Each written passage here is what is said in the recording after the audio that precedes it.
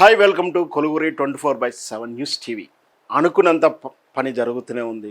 మనం ప్రమాదంలో నెట్టబడతాం అనుకున్నాం, కాదంటే గోసపడతాం అనుకున్నాం. చిన్న చిన్న వాటికి అపోహలు పడితే మళ్ళీ వెనక్కి వెళ్ళి కరువులోకి, పీడనలోకి నెట్టబడతాం అనుకున్నాం. అదే ప్రమాదం జరిగింది.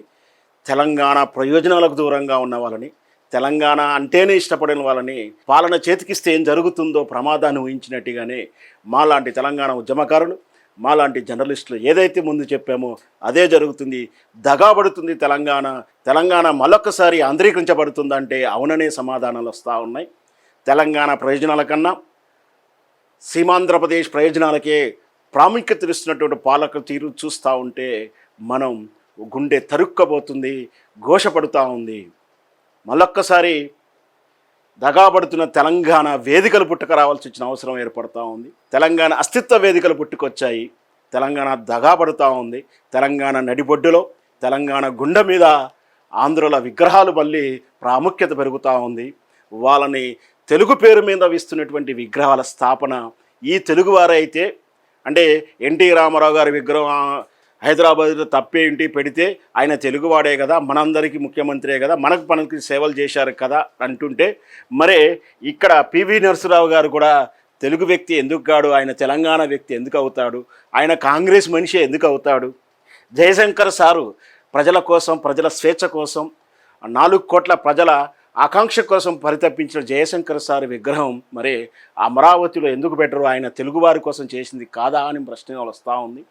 ఇకపోతే గద్దర్ గారు, గద్దర్ విషయం తెలుసు మనకు. పీడిత ప్రజల కోసం, చీకట్లో ఉన్నటువంటి అన్నల గురించో, అన్నల హక్కుల గురించో, పీడిత ప్రజల గురించి, దోపిడీదారుల మీద తిరగబడిన తీరు మనందరికీ తెలిసిందే. మరి ఆ గద్దరు తెలుగువాడవుతాడా, తెలంగాణ వాడవుతాడా, తెలంగాణ ఉద్యమకారుడు మాత్రం అవుతాడా? మరి అదే నక్సల్బరీ ఉద్యమం కానీ ఈ ఏదైతే తిరుగుబాటు ఉందో అక్కడ మరి శ్రీకాకుళం అడవుల్లో కూడా ఉంది కదా, అక్కడ కూడా తెలుగు వాళ్ళు ఉన్నారు కదా. మరి గద్దరు తెలుగువాడు కాకుండా ఎలా పోతాడు? కేవలం తెలంగాణ వాడే ఎందుకు అవుతాడు? ఇక్కడ గద్దర్ గారు అయితేనేమి, పివి నరసింహరావు గారు అయితేనేమి, జయశంకర్ సార్ అయితేనేమి, వీళ్ళంతా కూడా తెలుగువారే కదా. వీళ్ళ విగ్రహాలు వాళ్ళ అమరావతిలో పెట్టనిస్తారా, వైజాగ్ బీచ్ ఒడ్డులో పెట్టనిస్తారా అనేదే ప్రశ్న ఇక్కడ. ఈ తెలంగాణ గడ్డ మీద, ఈ హైదరాబాద్ మీద వాళ్ళకి ఎంత తెలుగువారుగా హక్కు ఉందో వీళ్ళందరికీ కూడా హక్కులు ఉంటాయి కదా. కానీ కావాలని కేవలం ఓటు రాజకీయాలు చేస్తూ హైదరాబాదు నడిబొడ్డు మీద తెలంగాణ గుండెల్లో గుణపం కూస్తున్నట్టుగా ఎన్టీ రామారావు గారి విగ్రహం రేపు మే 28వ తారీఖు ఎన్టీ రామారావు జయంతి సందర్భంగా విగ్రహం ఏర్పాటు ఆవిష్కరణకు సర్వం సిద్ధం చేశారు. అంతకుముందు కూడా ఎస్పి బాలసుబ్రహ్మణ్యం గారి విగ్రహం కూడా రవీంద్ర భారతిలో పెట్టారు. ఎస్పి బాలసుబ్రహ్మణ్యం గారు తెలుగువారు అయినప్పుడు మీరు వీళ్ళంతా తెలుగువారుగా ఎందుకు కాకుండా పోతారు? ఎస్పి బాలసుబ్రహ్మణ్యం గారి విగ్రహాన్ని ఆంధ్ర సరస్వతి పరిషత్తులో, ఆంధ్ర సంగీత విద్యా కళాశాలలో పెట్టమని వాళ్ళు అడుగుతున్నా కూడా ఆంధ్ర సంగీత కళాశాలలో ఇంతవరకు విగ్రహం పెట్టలేదు.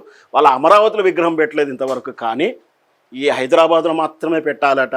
ఈ హైదరాబాద్లో మాత్రమే పెడుతున్నప్పుడు ఆయన తెలుగువాడవుతాడు, ఈ మిగతా వాళ్ళంతా కూడా తెలంగాణ వాళ్ళు అవుతారని ఒక వితండవాదం చేస్తున్నారు. వీటన్నిటికీ కారణం ఏంటంటే ఇక్కడ పాలకులు, ఇక్కడ కొందరు ప్రాంతం వారే ప్రయోజనాలు తాకట్టు పెట్టి, వ్యక్తిగత ప్రయోజనాలు తాకట్టు పెట్టి సీమాంధ్రులకు మూటలు మోస్తున్నటువంటి వ్యక్తుల వల్ల ఇదంతా జరుగుతూ ఉంది. ఖచ్చితంగా ఎవరి విగ్రహం అయినా పెట్టొచ్చు, ఇక్కడ పెట్టకూడదు అనేటువంటి సిద్ధాంతం ఏం లేదు. ప్రజాస్వామ్యబద్ధంగా రాజ్యాంగం ఇచ్చిన హక్కుల ప్రకారం చూస్తే ఎవరైనా ఎక్కడైనా వ్యాపారం చేసుకోవచ్చు, ఎక్కడైనా వలస వెళ్ళవచ్చు, ఎక్కడైనా ఏదైనా చేయొచ్చు ప్రజాస్వామ్యబద్ధంగా.